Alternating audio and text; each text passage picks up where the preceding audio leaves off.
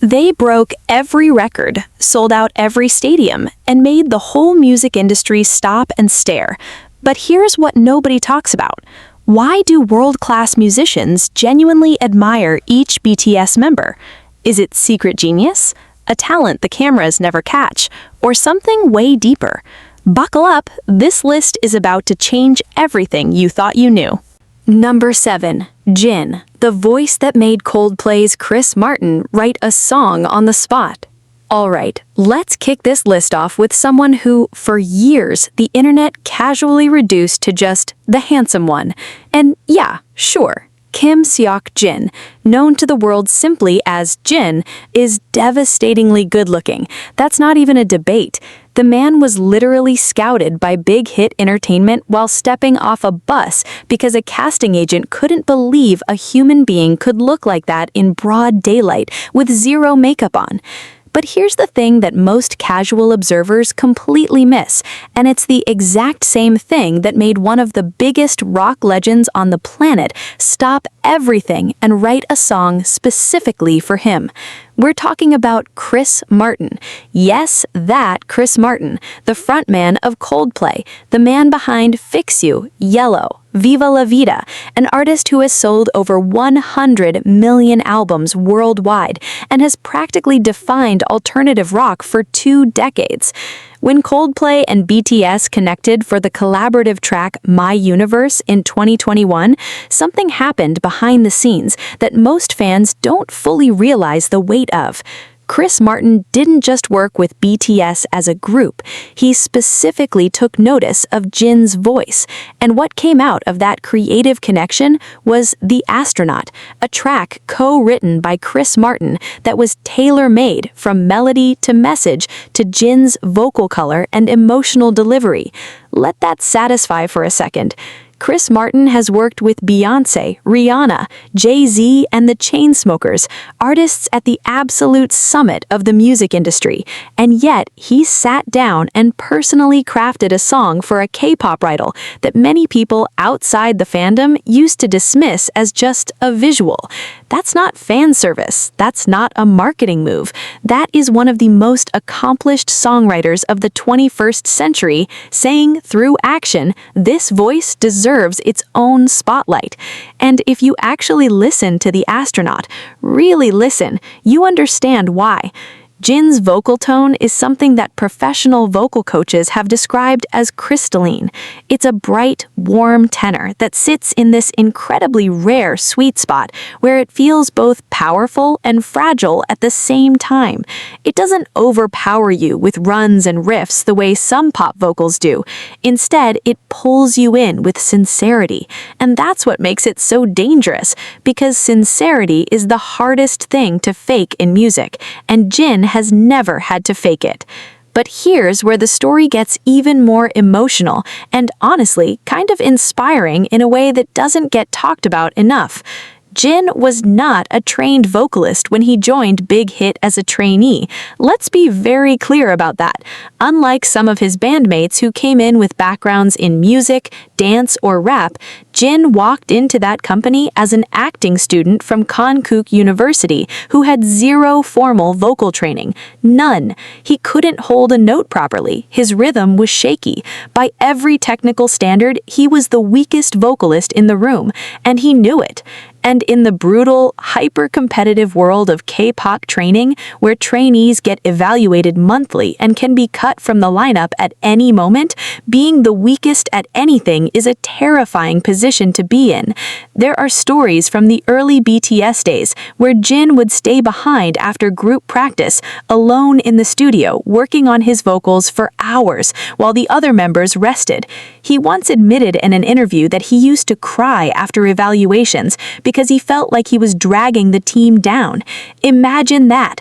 The world now calls Worldwide Handsome one of the most confident performers on any stage, used to break down in private because he was scared he wasn't good enough to stand next to his own teammates.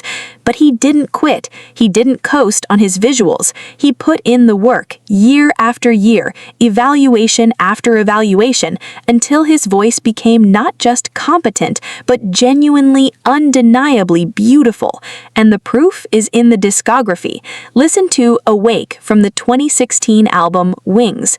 That song is essentially Jin singing about his own insecurities, about watching the people around him fly while he feels left behind, and his voice cracks with a vulnerability that you cannot manufacture in a studio.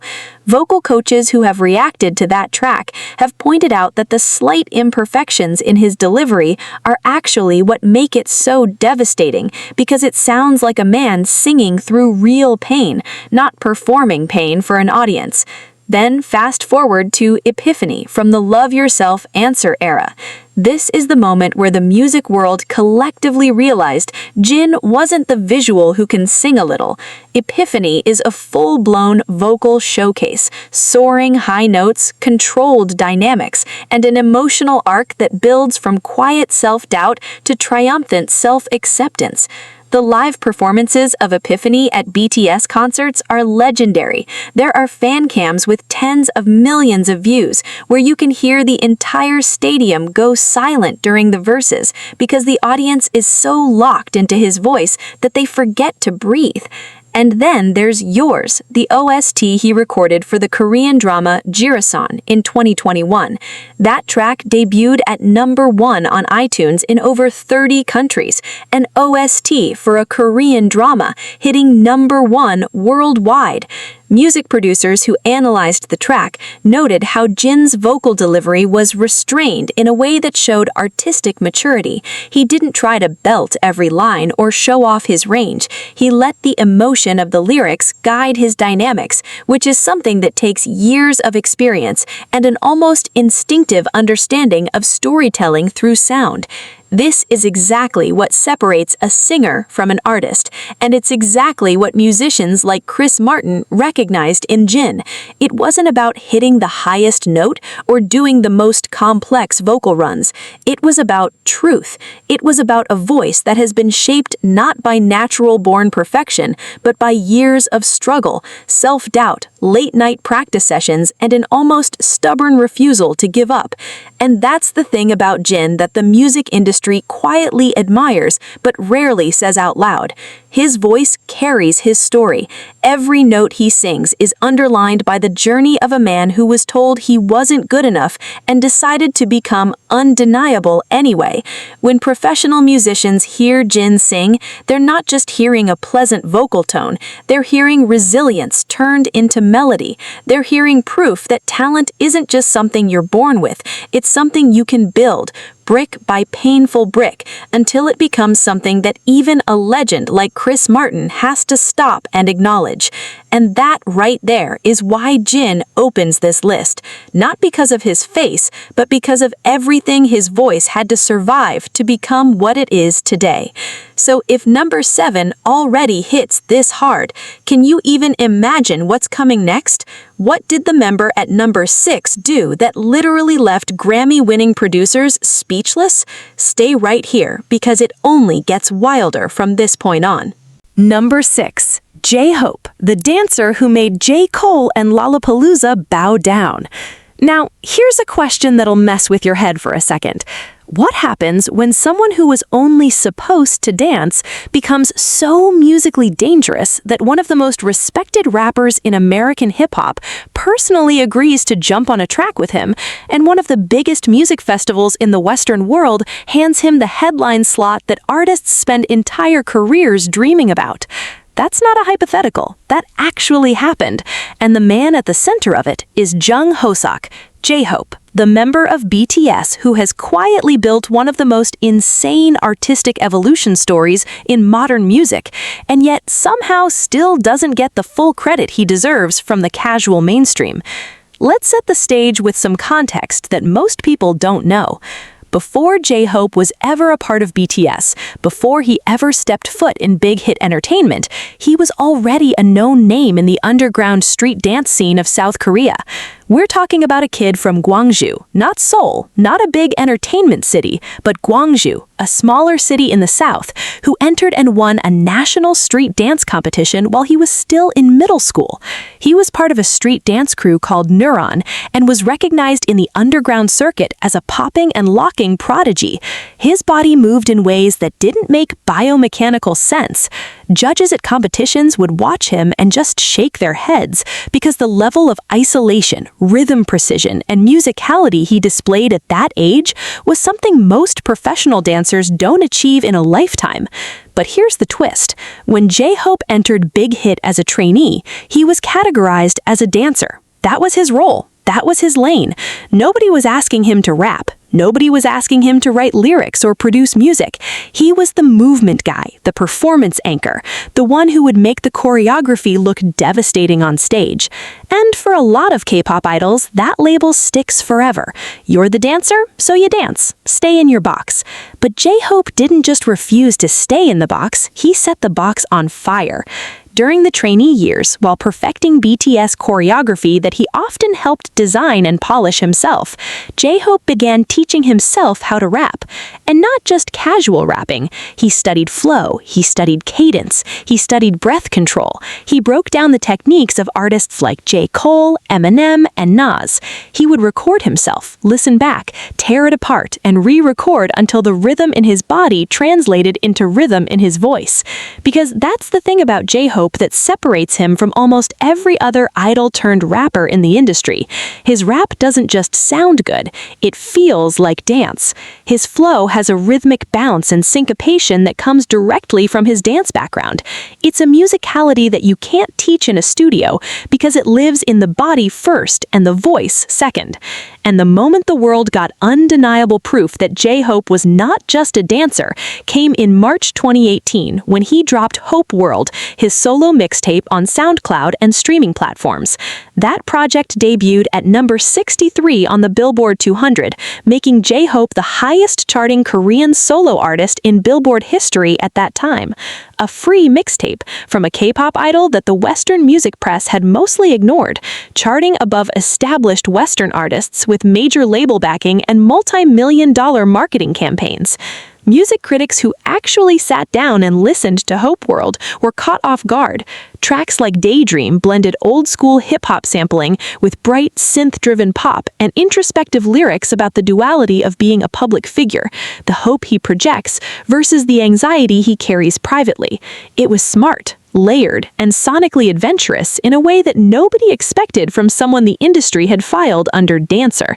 And then came 2022, and J-Hope did something that literally rewrote history books. He headlined Lollapalooza in Chicago. Let the weight of that sink in.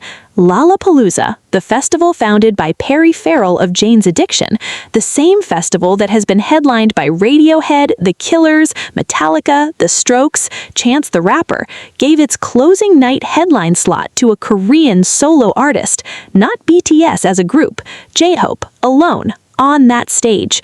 And he didn't just perform, he commanded.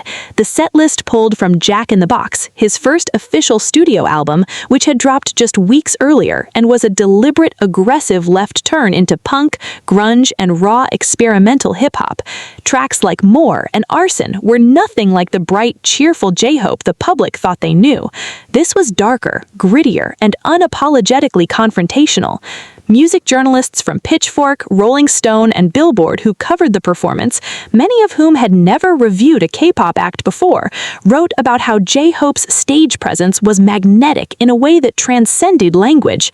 He wasn't performing at the crowd, he was absorbing the crowd's energy, transforming it, and throwing it back tenfold. His body moved with a precision and ferocity that reminded veteran festival goers of peak Michael Jackson or prime James Brown, artists who understood that a live performance isn't a concert, it's a conversation between the performer's body and the audience's soul. And then in 2023 came perhaps the ultimate cosign, J. Cole, Jermaine Lamar Cole, the man who went platinum with no features, the rapper who is consistently ranked among the top 5 lyricists of his generation, the artist who built Dreamville Records from the ground up, released On the Street with J-Hope. This wasn't some label-engineered crossover play. J. Cole doesn't do those. The man famously turns down collaborations with artists he doesn't genuinely respect. He has said publicly multiple times that he only works with people whose artistry he believes in. So when J. Cole not only agreed to feature on a J-Hope track, but actually flew out, recorded, and appeared in the music video walking the streets of New York together, that was a statement louder than any press release could ever be. It was J. Cole saying to the entire hip-hop community, this guy is real, his craft is real, and if you're sleeping on him because he's from a K-pop group, that's your loss, not his. And honestly, that's the thread that ties J-Hope's entire journey together.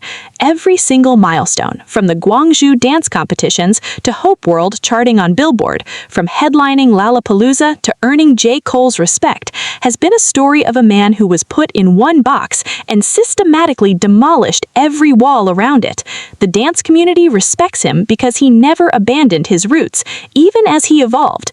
The hip-hop community respects him because his musicality is genuine, not manufactured, and the global music industry respects him because he did what almost no artist in the K-pop system has ever done. He crossed over not by conforming to Western expectations, but by being so undeniably skilled that the Western industry had to come to him. J-Hope didn't chase the spotlight, he became the spotlight, and every musician who has shared a stage, a studio, or even a conversation with him walks away saying the same thing, that his energy isn't performance, it's who he actually is. The hope is real, the hustle is real, and the talent was never, ever just dancing. So if J-Hope at number 6 already has you rethinking everything, what about the member at number 5 who secretly built an entire empire behind the scenes that even some of the biggest producers in the world didn't see coming? Trust me, you're not ready for this one. Number 5. Suga, the underground ghost producer who made Psy, IU, and Halsey come knocking. Okay, let's talk about something the mainstream media almost never brings up when they discuss BTS.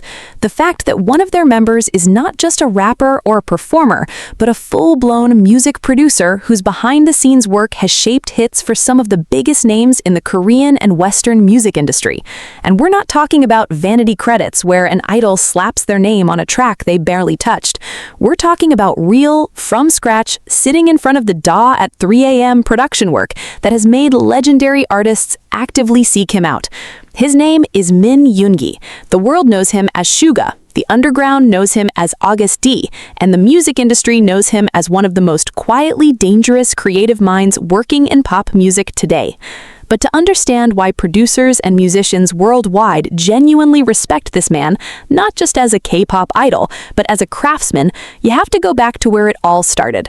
And it didn't start in some fancy entertainment company studio in Seoul.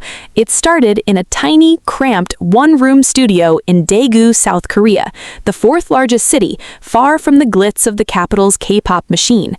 Before Min Yoongi ever dreamed of BTS, he was an underground rapper performing under the name Gloss in Daegu's local hip-hop scene. And when we say underground, we mean genuinely underground. Small clubs, tiny audiences, no money, no connections, no safety net. He started producing his own beats because he couldn't afford to buy them from other producers. He saved up money from part-time jobs, including working as a delivery boy, and bought a cheap MIDI keyboard that he taught himself to use by watching tutorials and reverse engineering beats from artists he admired. He didn't go to music school, he didn't have a mentor. He sat alone in that room and figured it out, key by key, beat by beat, failure by failure. And here's a detail that most people don't know, and that makes his entire story hit differently. During his time as a delivery boy in Daegu, Yoongi was involved in a serious accident that injured his shoulder. The injury was bad enough that it would later require surgery and would haunt him throughout his career, causing chronic pain during performances. But even more devastating was the financial reality of his situation at the time. He was so broke that he had to choose between eating and taking the bus to his part-time job. That's not an exaggeration. He has spoken about this in interviews and in his own music. There were days when Min Yoongi literally did not eat so he could afford transportation to make money to keep his dream alive. That level of desperation doesn't leave a person. It becomes fuel, and you can hear that fuel burning in every everything Suga has ever produced. When he finally made it into big hit entertainment as a trainee and eventually debuted with BTS in 2013, Suga didn't just show up to perform his rap verses and go home. He embedded himself into the production process of BTS's music from the very beginning. If you look at the credits of BTS's discography, and I mean really look at them, album by album, track by track, Min Yoongi's name appears as a producer, songwriter, or arranger on an absolutely staggering number of songs. He co-produced some of BTS's most iconic tracks. He was in the studio with P-Dog, BTS's primary producer, not as a guest, but as a creative partner, shaping the sonic identity of a group that would go on to become the biggest act on the planet. But here's where it gets wild. Suga's production reputation eventually grew so strong that artists outside of BTS started coming to him, and not small artists. We're talking about the upper echelon. In 2020, IU, the undisputed queen of Korean music, an artist so beloved in South Korea that she's practically a national treasure, released 8, a collaboration with and produced by Suga. The track was a retro synth masterpiece with an emotional depth that shattered charts across Asia. It debuted at #1 in South Korea and topped iTunes charts in dozens of countries. Music critics praised the production for its restraint and elegance, a shimmering, nostalgic soundscape that perfectly complemented IU's delicate vocal delivery. And IU herself, in interviews, specifically praised Suga's ability to understand the emotion she wanted to convey and translate it into sound. She didn't call him a good idol producer. She called him a genuinely talented musician. From IU, that's a compliment you don't earn easily. Then there was Halsey. In 2019, the American pop rock powerhouse released Suga's Interlude as part of her album Manic.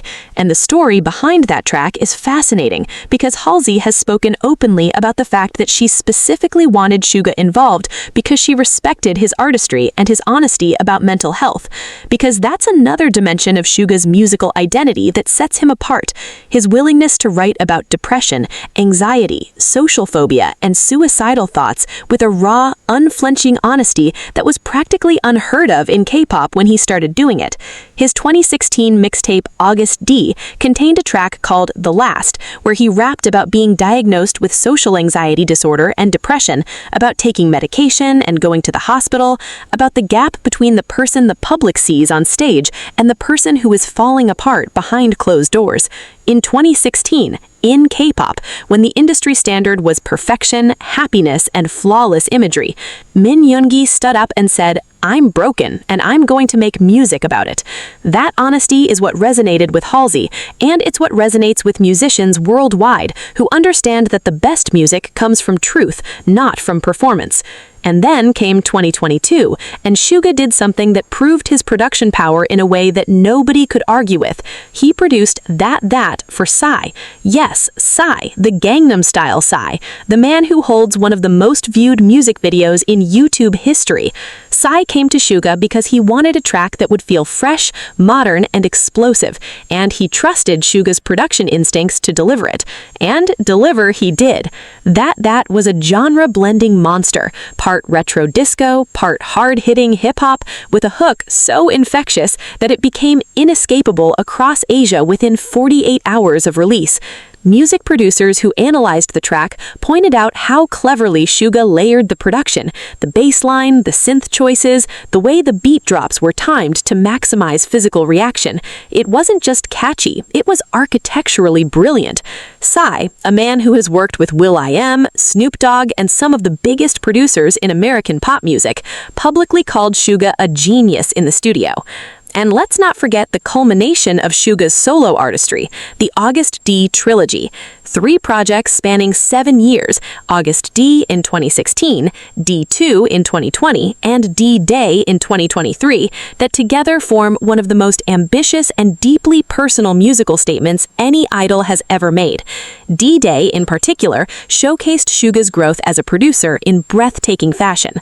Tracks like Haegum blended traditional Korean instrumentation, the haegum, a 2-stringed bowed instrument, with aggressive trap beats and socially conscious lyrics about censorship and freedom. It was the kind of genre fusion that music academics write papers about, and Suga did it while simultaneously touring arenas around the world on the D-Day tour, performing to hundreds of thousands of fans as a solo act. Let that sit for a moment. A man who started making beats on a cheap MIDI keyboard in a one-room studio in Daegu, who couldn't afford to eat, who was injured and broke and invisible, that same man went on to produce hits for IU, Halsey, and Psy, released a trilogy of critically acclaimed solo projects, and toured the world as a solo act while being a core member of the biggest group on the planet. When top musicians and producers talk about why they admire Suga, it always comes back to the same thing: authenticity of craft. He's not a performer who dabbles in production. He's a producer who happens to perform. And every single beat he builds carries the fingerprints of someone who learned music not in a classroom, but in the trenches of real life, real struggle, and real pain. The music industry is full of talented people, but it's very rare to find someone whose talent was forged in genuine hardship, and Min Yoongi is that rare thing. So, number 5 already revealed a hidden production empire, but what about the member at number 4 who stunned the United Nations, changed how the world sees Asian leadership, and made icons like Pharrell and John Legend call him a once-in-a-generation mind? You're definitely not ready. Number 4. RM, the 148 IQ leader who made Erykah Badu, Anderson .Paak, and the United Nations listen. Let me ask you something real quick. When was the last time you saw a pop star stand behind a podium at the United Nations General Assembly, address world leaders from over 190 countries, and deliver a speech so powerful that it trended worldwide, got quoted by diplomats, and made grown adults cry on live television? Not a politician, not an activist with decades of experience. A 24-year-old rapper from Ilsan, South Korea, standing in that legendary hall in New York City, speaking in fluent English that he taught himself by watching a sitcom, telling the youth of the entire world that their voices matter. That's Kim Namjoon. That's RM. And that moment, September 24th, 2018, the Generation Unlimited event at the UN, is just one piece of the puzzle that explains why some of the most brilliant musicians on the planet don't just respect RM, they genuinely look up to him. And that's a distinction worth understanding, because in the music industry, respect is common. You can respect someone's sales numbers, their work ethic, their vocal ability. But genuine admiration, the kind where legendary artists who have nothing to gain actively seek you out because they find your mind fascinating, that's a completely different level. And RM lives on that level. Let's start with the foundation, because it matters. Kim Namjoon tested at an IQ of 148. For context, that places him in the top 0.1% of the global population in terms of cognitive ability. He scored in the top 1.3% on South Korea's university entrance exam. He was a model student who could have pursued virtually any academic career he wanted. His parents, particularly his mother, who was an educator, initially envisioned a conventional path for him. But Namjoon had discovered hip-hop as a teenager, and once that flame was lit, there was no extinguishing it. He started rapping underground in the Ilsan scene under the name Runch Randa, drawing attention from local hip-hop communities for his dense, multi-layered wordplay and his ability to construct verses that operated on 2 or 3 levels of meaning simultaneously. And this is crucial to understanding why musicians admire RM. His lyrics are not just catchy, they're architecturally complex. Korean hip-hop heads and literary critics have analyzed his verses and found layers of literary references, philosophical allusions, and structural wordplay that rival published poetry. He references thinkers like Nietzsche, Erich Fromm, and Jung in his music, not as name drops for intellectual clout, but as genuinely integrated philosophical frameworks that shape his narratives. When Bang Si-hyuk, the founder of Big Hit Entertainment, was assembling the group that would become BTS, Namjoon was the very first recruit. He was the anchor around which the entire group was built. And Bang Si-hyuk has said publicly that the reason he chose Namjoon first wasn't just his rap ability, it was his mind. He saw in this teenager a rare combination of artistic talent, emotional intelligence, and intellectual depth that could carry the vision of a group designed to speak to a generation. And carry it he did. As BTS's leader, RM became the group's primary spokesperson, their bridge to the English-speaking world, and one of their most prolific songwriters. And here's a fact that doesn't get enough attention. RM taught himself English almost entirely by watching the American sitcom Friends. No tutor, no language academy, no immersive study abroad program. He watched episode after episode with Korean subtitles, then without subtitles, absorbing vocabulary, grammar, pronunciation, and cultural nuances through sheer repetition and cognitive absorption. By the time BTS started doing international press, RM was conducting complex interviews in fluent, articulate English that impressed native speakers. Talk show hosts like Jimmy Fallon and Stephen Colbert have openly remarked on how articulate and thoughtful he is. Not good for a non-native speaker, but genuinely remarkably eloquent. And that linguistic ability became the vehicle through which BTS's message reached the world.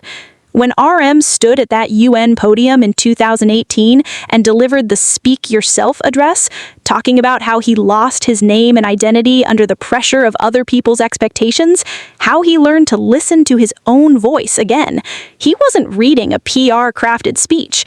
Those were his words, his thoughts, drawn from the same well of introspection that fuels his music. He returned to the UN in 2020 and again in 2021, each time delivering messages of youth resilience, mental health, and the power of self-acceptance that resonated far beyond the BTS fandom. But it's in his solo music where RM's artistry reaches its most breathtaking heights, and where the admiration of fellow musicians becomes most visible. His 2018 mixtape Mono is widely considered one of the most beautiful and introspective projects ever released by a K-pop artist. It wasn't hip-hop, it wasn't pop, it was a sonic mood diary. Ambient, melancholy, drenched in jazz textures and lo-fi atmospheres, with RM's deep, resonant voice floating over tracks that felt like rainy Sunday afternoons turned into sound.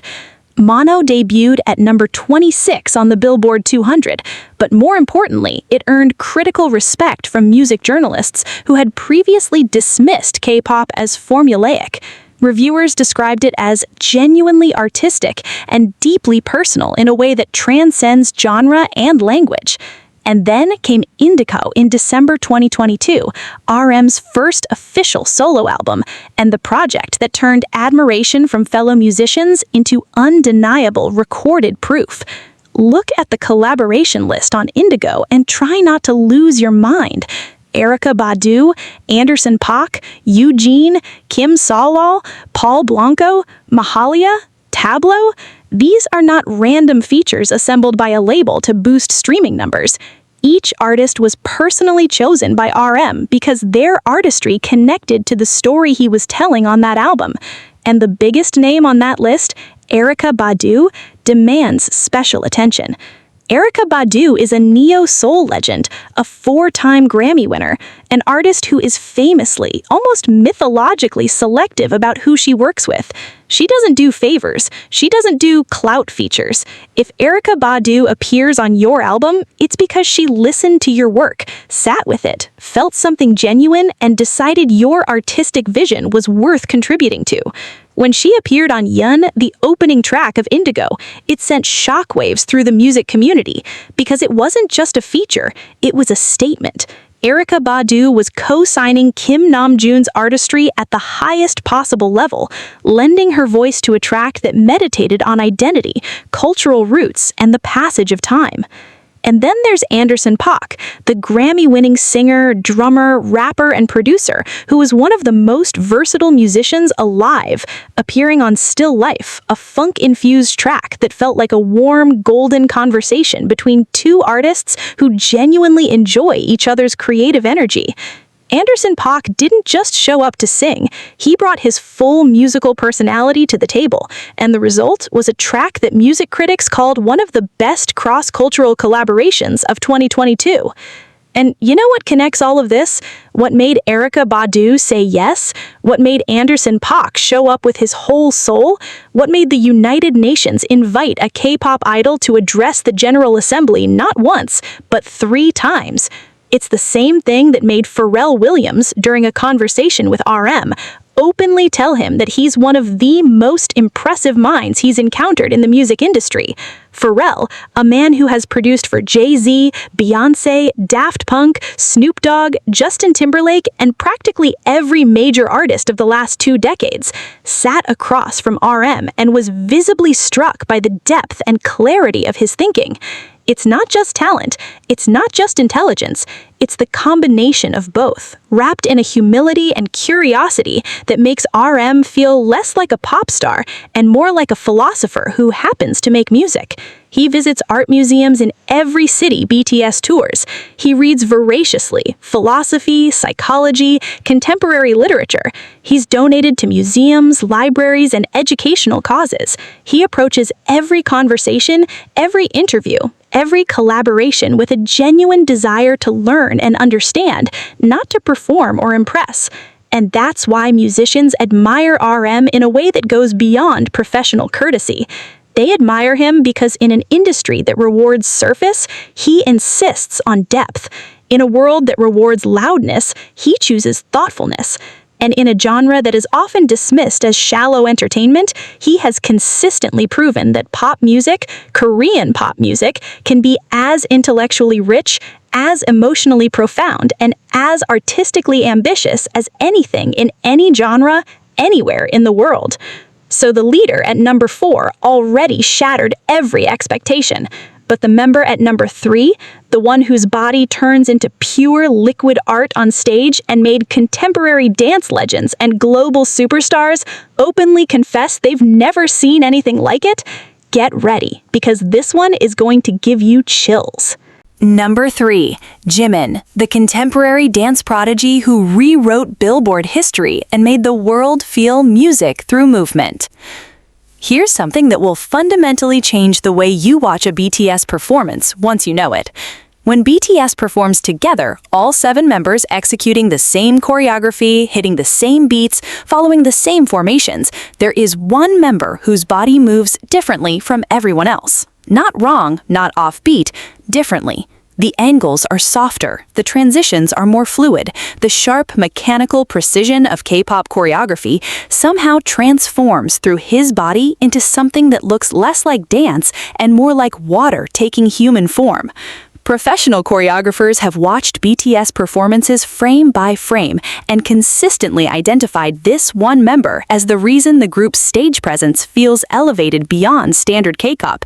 His name is Park Jimin. And the reason he moves the way he does, the reason his body speaks a completely different physical language from almost every other idol in the industry, is because Jimin was never trained as a K-pop dancer. He was trained as a contemporary dancer. And not just any contemporary dancer, but the #1 student admitted to the prestigious Busan High School of Arts in the modern dance department. Let that detail breathe for a second. Busan Arts High School is one of the most competitive arts institutions in South Korea. The audition process is brutal. Hundreds of young dancers compete for a handful of spots, and the evaluation criteria are not about flashy moves or crowd-pleasing tricks. They're about technique, musicality, emotional expression, and the ability to tell a story through the body without a single word. Park Jimin didn't just get in, he was admitted as the top-ranked student, the best of the best. At an age when most teenagers are still figuring out what they want to do with their lives, Jimin had already been identified by professional dance educators as an exceptional talent in an art form that most K-pop fans don't even associate with the idol industry. And this is the key to understanding why musicians, not just dancers, but musicians admire Jimin in a way that borders on awe. Contemporary dance is fundamentally different from the hip-hop and street dance styles that dominate K-pop. Where street dance emphasizes power, isolation, and rhythmic sharpness, contemporary dance emphasizes flow, emotional narrative, and the relationship between the body and gravity. A contemporary dancer doesn't fight the floor, they use it. They don't hit poses, they pass through them. Every movement is connected to the next in a continuous stream of physical storytelling that, when done at an elite level, can make an audience feel emotions they can't even name. And Jimin brought all of that into BTS. When you watch him perform live from the 2016 album Wings, you're not watching K-pop choreography, you're watching a contemporary dance piece performed on a pop stage. The rolling floor work, the arched spines, the way his hands reach out as if grasping for something invisible, every movement is loaded with narrative meaning. Lie is about being trapped in deception, about losing yourself in a web of falsehood, and Jimin's body tells that story with such visceral intensity that professional contemporary dance critics have analyzed the performance and placed it alongside legitimate concert dance pieces in terms of artistic merit. A K-pop idol performing at the level of concert stage contemporary dance. That simply does not happen, and the fact that Jimin does it while simultaneously singing live is something that leaves even veteran performers shaking their heads. And then there's Black Swan. When BTS performed Black Swan at the 2020 Melon Music Awards, something happened that transcended the usual spectacle of award show performances. The stage opened with Jimin alone, dressed in black, moving through a contemporary dance solo that was so hauntingly beautiful that the live audience went completely silent. Not cheering silent, stunned silent. The kind of silence that only happens when art reaches a level where applause feels inadequate. Dance professionals who reviewed that performance noted the technical difficulty of what Jimin was doing, the controlled falls, the sustained balances, the fluid transitions between floor and standing work, and pointed out that he was executing at a level that would earn respect in professional contemporary dance companies, not just K-pop stages. And Serendipity, the solo track from the Love Yourself era, might be the single most beautiful marriage of voice and movement in modern pop performance. When Jimin performs Serendipity live, his body and his voice become one instrument. The high, ethereal, almost otherworldly quality of his vocal tone, that light, airy, emotional tenor that is instantly recognizable as uniquely Jimin, floats over the melody while his body moves in slow, dreamlike arcs that make gravity feel like a suggestion rather than a law. Vocal coaches who have analyzed Jimin's voice have noted that his tone sits in an unusual register, higher and more delicate than typical male pop vocals, with a breathy quality that adds intimacy and emotional vulnerability. It's not the most technically powerful voice in BTS, and Jimin has never pretended it is, but it is arguably the most emotionally distinctive, and when paired with his physical artistry, it creates a performance experience that hits audiences on a level that goes beyond ears and eyes. It hits somewhere in the chest, in that space where feelings live before they become words.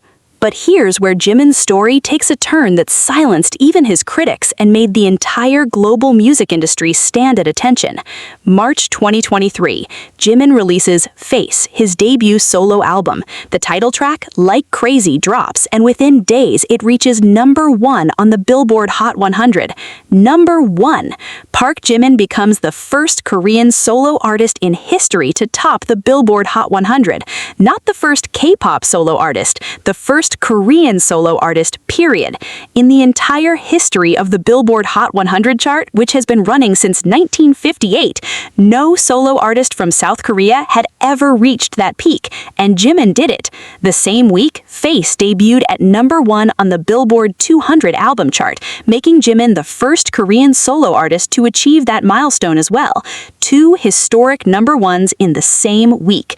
The music industry was stunned, not because a BTS member was successful, that was expected, but because the scale of Jimin's solo success suggested something that many industry analysts had debated for years, that the individual members of BTS carried enough artistic gravity to command the global market independently, not just as parts of a group.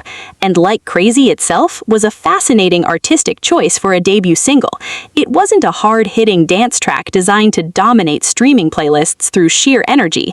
It was a melancholy, synth-washed pop song about the loneliness of fame, the haze of trying to numb emotional pain, and the desperate wish for genuine human connection. Jimin's vocal delivery on the track was restrained, almost whispered in places, letting the emotion bleed through the cracks rather than projecting it outward. It was the kind of artistic decision that a more commercially minded artist would never have made for a debut single, and it worked precisely because it was authentic. And then came Muse in 2024, Jimin's second solo album, which proved that Face was not a fluke but a foundation. The lead single, Who, became another global hit, and the album showcased an even more refined artistic vision, Jimin exploring different sonic textures, different emotional landscapes, different ways of integrating his physical artistry with his musical identity. What musicians admire Jimin, the thing they talk about in interviews, in studio conversations, in those quiet moments of professional honesty, is that he's living proof that artistry is not about choosing one lane. He didn't abandon contemporary dance to become a singer. He didn't abandon singing to become a dancer. He fused them into something that didn't exist before him, a performance language that is entirely, unmistakably Jimin, and he did it while battling a perfectionism so intense that his own bandmates have spoken about watching him practice the same move, the same phrase, the same breath, hundreds of times until it met a standard that existed only in his own mind. There are stories from backstage at BTS concerts where staff would find Jimin still rehearsing alone after everyone else had stopped, drenched in sweat, repeating a transition that the audience would never consciously notice, but that Jimin felt wasn't clean enough. That obsession with perfection, combined with a natural artistry that was evident from his teenage years at Busan Art High School, is what makes Park Jimin the kind of artist that other artists study. Not imitate, study. Because you can't imitate what Jimin does. It comes from a place too deep, too personal, too rooted in a lifetime of training the body to speak when words aren't enough.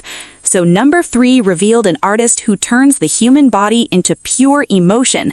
But the member coming up at number 2, the one whose voice is so unique that it literally haunts Grammy-winning producers and made the jazz and soul world take notice of a K-pop idol?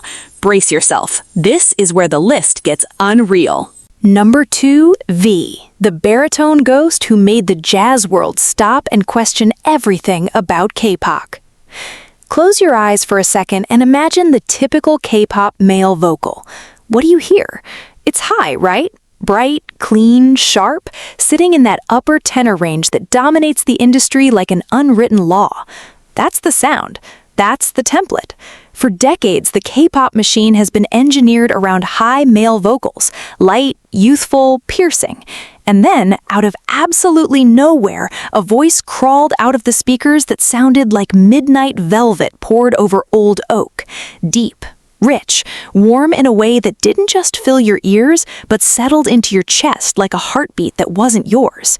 A voice that had no business existing in a K-pop group because it didn't sound like K-pop at all. It sounded like it had been plucked from a smoky jazz club in 1950s Harlem, dusted off and dropped into the 21st century inside the body of a 20-something Korean man with a face that looks like it was sculpted by Renaissance artists. That voice belongs to Kim Tae-young, V, and it is, without exaggeration, one of the most discussed, analyzed, and admired vocal instruments in modern music. Not just K-pop, music, period. And the reason this voice drives professional musicians, vocal coaches, and producers to a state of genuine fascination is not just because it's deep, there are plenty of deep voices in the world, but because of its color. Vocal color, or timbre, is the quality that makes one voice sound different from another even when they're singing the exact same note at the exact same volume. It's determined by the unique physical structure of a singer's vocal cords, throat, nasal cavities, and chest cavity, and it's the one thing about a voice that cannot be taught, trained, or replicated. You can train range, you can train breath control, you can train pitch accuracy, but timbre? Timbre is genetic destiny, and Kim Tae-young hit the genetic lottery in a way that professional vocal coaches describe as genuinely rare. His voice sits in a low baritone range, roughly F2 to C5 in full voice, with a tonal quality that professional vocal coaches have described using words like velvety, smoky, woody, and hauntingly warm. It has a natural depth that resonates in the chest register with an almost orchestral fullness, but what makes it truly unusual is the way it transitions into his upper range without losing that warmth. Most baritones, when they push into higher notes, lose the richness that defines their lower register. The voice thins out, becomes strained, loses its identity. Taehyung's voice doesn't do that.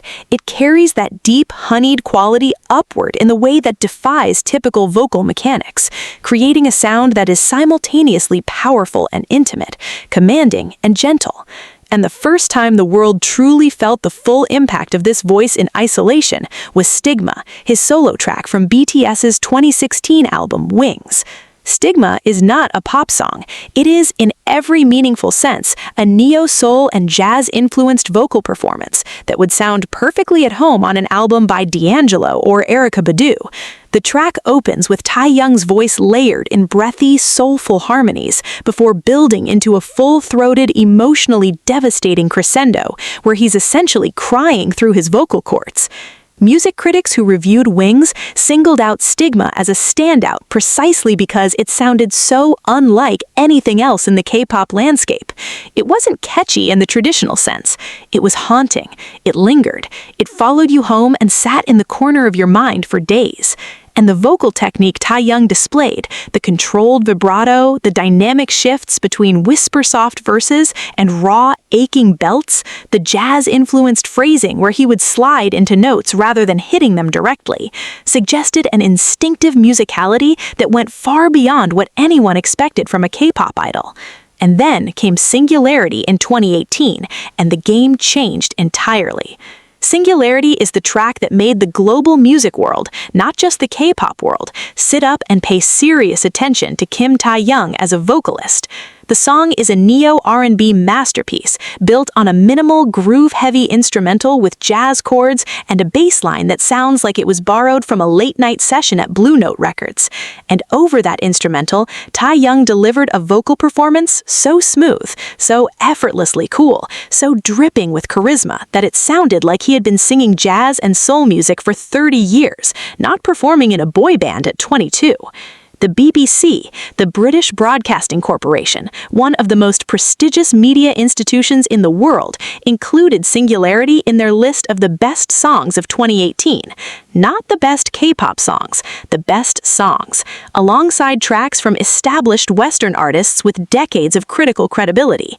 A K-pop solo track from a member of a boy band sitting on the same list as works by artists the British press had championed for years. That was the moment music journalists realized they had been underestimating something fundamental about BTS, and about Taehyung specifically. The live performances of Singularity became legendary in their own right. Taehyung would perform the song with a choreography that was more interpretive movement than traditional dance, slow, sensual, theatrical, with a mask motif that played into the song's themes of identity and self-deception. Vocal coaches who reacted to live performances of Singularity consistently pointed out the same thing, that Taehyung was maintaining that deep, resonant jazz club vocal quality while moving, while performing choreography, while commanding a stadium of tens of thousands of people. The breath control required to keep that baritone tone stable and rich while physically performing is extraordinary, and he did it night after night across world tours without his voice showing signs of strain. And then there was Sweet Night, the OST he recorded for the Korean drama Itaewon Class in 2020. Sweet Night is a soft, acoustic-driven ballad that showcased a completely different dimension of Taehyung's voice, gentle, whispered, almost lullaby-like, with a warmth that felt like being wrapped in something safe. The track broke records by reaching #1 on iTunes in over 100 countries, a record for an OST at the time, and its success demonstrated that Taehyung's vocal appeal wasn't limited to the K-pop fandom. People who had never listened to a K-pop song in their lives were discovering Sweet Night through the drama and falling in love with a voice that defied every expectation they had about what Korean pop music sounded like.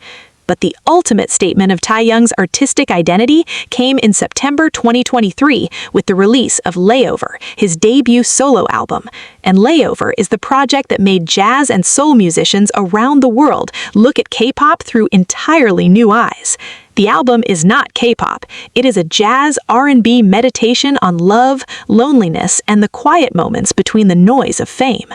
Tracks like Slow Dancing float on gentle guitar arpeggios and soft percussion, with Taehyung's voice draped over the arrangement like silk over mahogany. Never forced, never loud, always in service of mood and emotion rather than technical spectacle. Rainy Days opens with a raindrop-like piano motif before Taehyung enters with a vocal so intimate it feels like he's singing directly into your ear from 3 inches away. Blue is a bossa nova-tinged track that sounds like it was recorded on a beach in Rio de Janeiro at sunset, with Taehyung channeling the easy, effortless cool of classic Brazilian jazz vocalists. The entire album feels less like a K-pop release and more like a personal journal set to music. Every track carefully crafted to create a specific emotional atmosphere, with Taehyung's voice as the constant thread that ties it all together. Music producers who analyzed Layover noted something crucial. The album's production is deliberately minimalist, which means there is nowhere for the vocalist to hide. In heavily produced pop music, vocal imperfections can be masked by layers of instrumentation, effects, and post-production. On Layover, the arrangements are so sparse that Taehyung's voice is essentially naked. Every breath, every tonal shift, every subtle emotional inflection is exposed. And the fact that the album works, that it's beautiful, that it's compelling, that it drew millions of listeners into a sonic world built almost entirely on the strength of one man's vocal tone, is the ultimate proof of what Kim Taehyung's voice is capable of. And this is what haunts producers and musicians who encounter his voice for the first time. It's not just that it's deep, it's not just that it's unusual for K-pop, it's that it carries an emotional weight that feels ancient, like it belongs to a tradition of vocal storytelling that stretches back through decades of jazz, soul, and blues. Traditions where the voice wasn't just an instrument for melody, but a vessel for truth. When jazz musicians hear Taehyung sing, they hear one of their own. When soul producers hear that baritone, they hear possibilities that the K-pop industry never even considered. And when vocal coaches break down his technique, they consistently arrive at the same conclusion, that Taehyung possesses a natural instrument so unique, so texturally rich, and so emotionally loaded that it would be extraordinary in any genre, in any era, in any country on Earth. He didn't just bring a deep voice to K-pop, he brought an entirely different musical tradition into a space that didn't know it was missing one. And in doing so, he expanded what K-pop could sound like, what it could feel like, and who it could reach. So, Number 2 introduced you to a voice that literally rewrote the rules, but the member at number 1, the one who shocked the entire global music industry so hard that legends, producers, and even rival artists had no choice but to call him the most complete performer of his generation, this is the finale, and it's going to hit like nothing you've heard. Number 1. Jungkook, the golden maknae who made the entire planet admit that perfection might actually be real. And here we are, the final spot, number 1, the peak of this list. And if you've been paying attention, if you've absorbed the stories of Jin's resilience, J-Hope's evolution, Suga's production empire, RM's intellectual depth, Jimin's artistic revolution, V's impossible voice, then you already understand that whoever sits at the top of this list has to be something almost unreasonable, something that makes seasoned professionals pause, rethink their standards, and quietly admit that what they're witnessing shouldn't be possible from a single human being. Ladies and gentlemen, that someone is Jungkook, and the reason he sits at number 1 is not because he does one thing better than everyone else, it's because he does everything at a level that has made the global music industry run out of adjectives. They call him the golden maknae. Maknae meaning the youngest member of the group in Korean, and that nickname started as a playful, almost affectionate label given by his hyungs, his older bandmates, when they noticed that their youngest member seemed to be annoyingly good at literally everything he tried. Singing? Elite. Dancing? Elite. Rapping? More than competent. Sports? Absurdly athletic. filming and editing, he taught himself to shoot and edit cinematic travel videos that would put professional content creators to shame. Drawing, he casually sketches portraits that look like they belong in an art gallery. Cooking? Even that. The man seems to be operating with some kind of cheat code that the rest of humanity didn't receive, and while the nickname started as a joke, it has become, over the course of a decade, a genuinely accurate descriptor that even rival artists and industry veterans use with complete sincerity.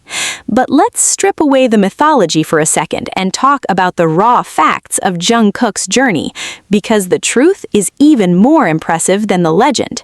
In 2011, a 13-year-old kid from Busan, quiet, painfully shy, with big eyes and almost no confidence, auditioned for the Korean talent competition Superstar K.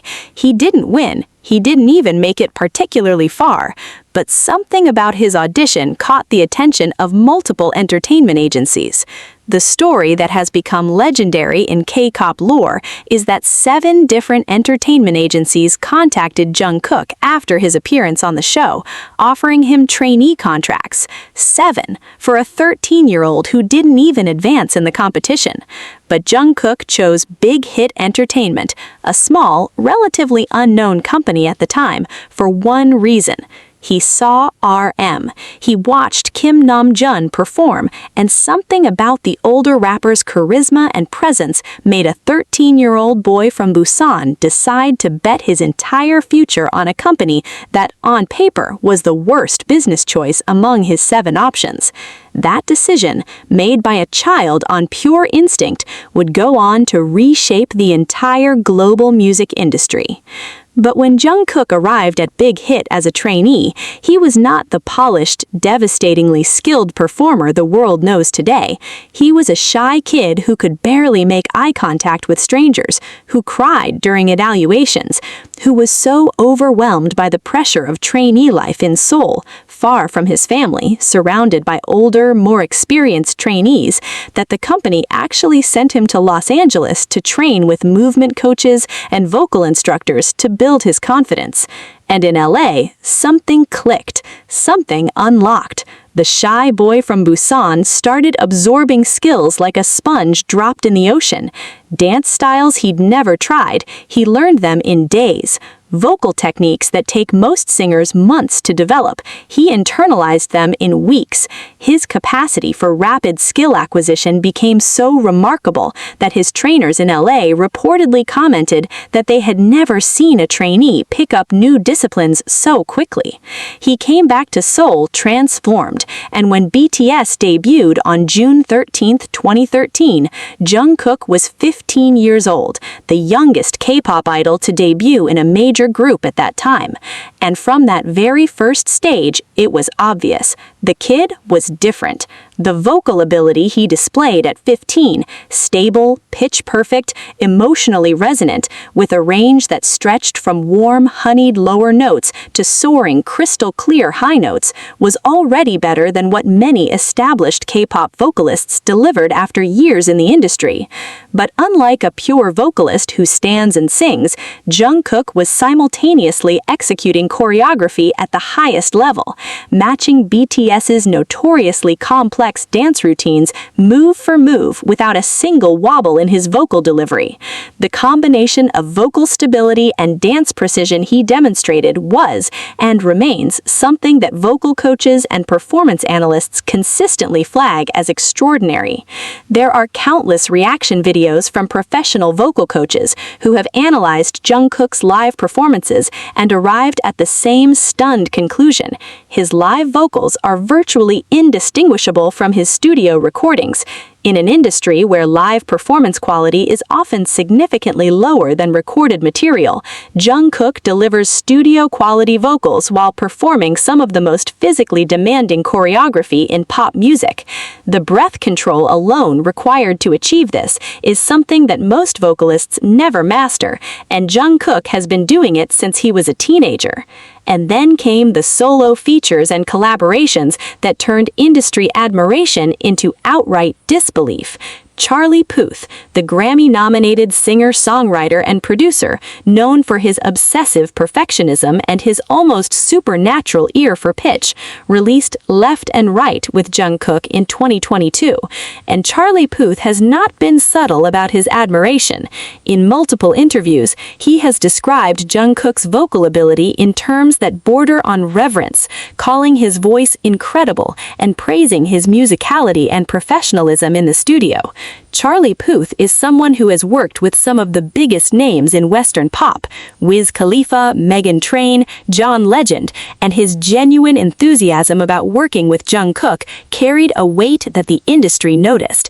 Because when Charlie Puth is impressed by your vocals, you are objectively, measurably exceptional.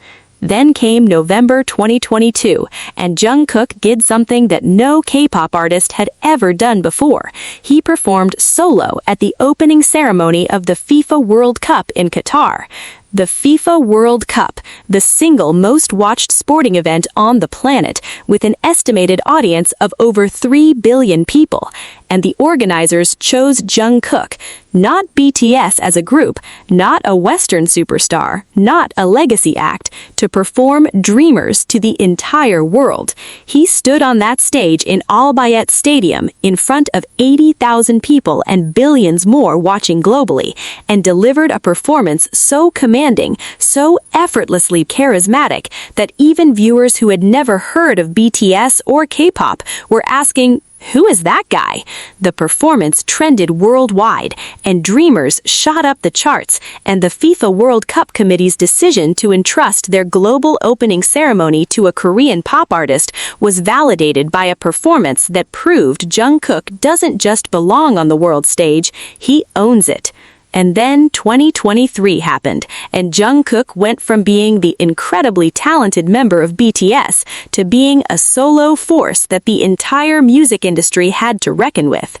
7, featuring Lotto, debuted at #1 on the Billboard Hot 100.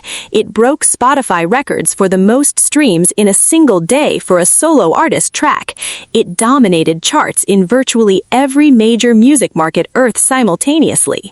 The song was everywhere. Radio, streaming, social media, clubs, stadiums, and Jungkook established himself as a solo commercial force on a level that very few artists in any genre, from any country, have ever achieved. And then Golden dropped, his debut solo album, and the track Standing Next to You became the moment that made music industry veterans invoke the name that nobody uses lightly: Michael Jackson.